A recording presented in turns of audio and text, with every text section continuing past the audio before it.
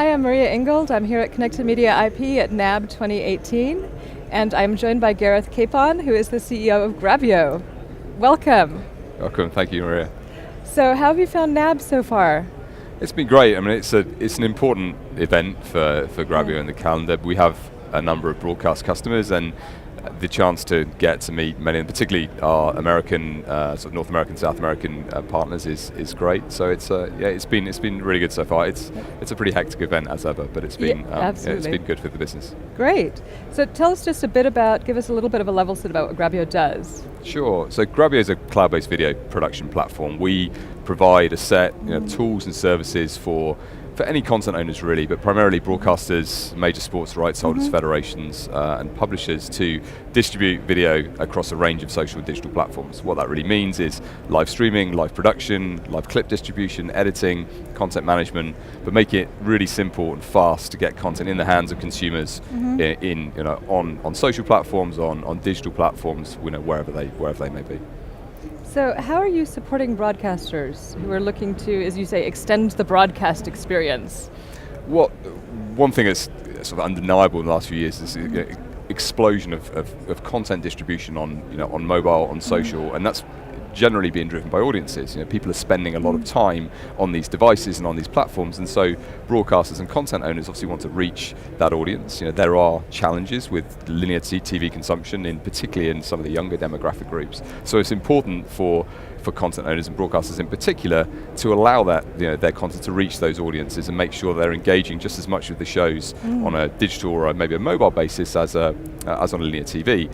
So what we've enabled them to do is, one, take their existing linear output and make it very simple to create different types of content experiences that they can get onto mobile very quickly, particularly when sort of live and real-time events are happening, but also to create other types of shows which may be specifically aimed at that audience on a digital or social platform. An example maybe we worked with beIN Sports in the US last year, running a Premier League transfer show which was specifically done for Facebook Live. It didn't go out on broadcast, it was for a Facebook audience, but it was set up, and the genre of that format was slightly more fun and inspirational because it was talking to an audience who was going to be watching on Facebook.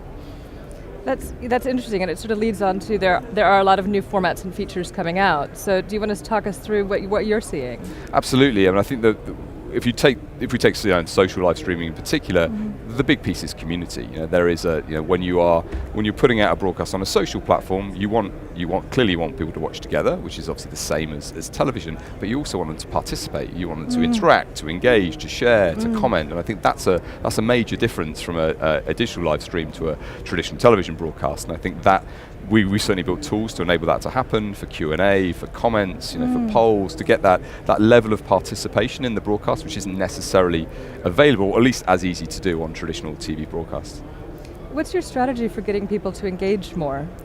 Part of it is what the content is, which clearly is not something that we would control. We provide the technology, not the content services, but we do provide tools to make it easy to get that level of participation. If I take an example from last year at Wimbledon, Roger Federer ran a practice session during qualifying for Wimbledon week, which is obviously great for the championships, to promote it. It's also great for the broadcasters too.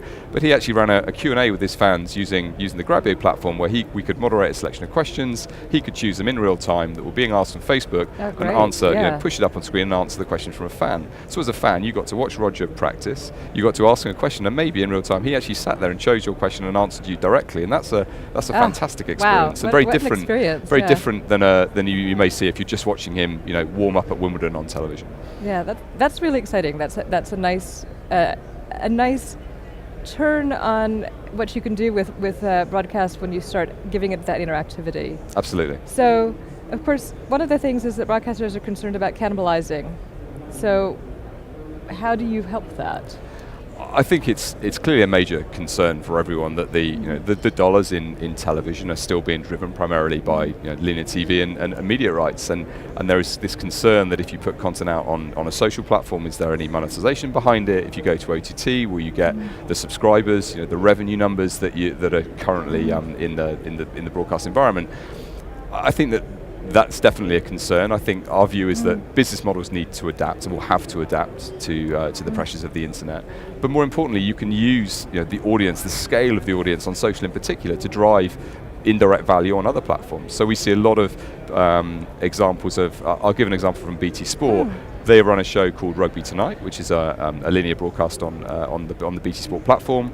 But they also run a 15 or 20 minute pre-show on Periscope and on Facebook, which is specifically on a digital platform, engaging the audience, getting some questions, getting that level of participation, but telling people, 1 minute to wait, hey, you need to go over to BT now to watch the rest of the show. Our May show is starting on BT Sport 1. It's a great example of reaching an audience who may not be an existing customer, or even if they are, they may not think about watching. You've gone to where they're going to spend their time, on Periscope and on Facebook and on Twitter, and reminded them that there's a linear broadcast happening on BT Sport.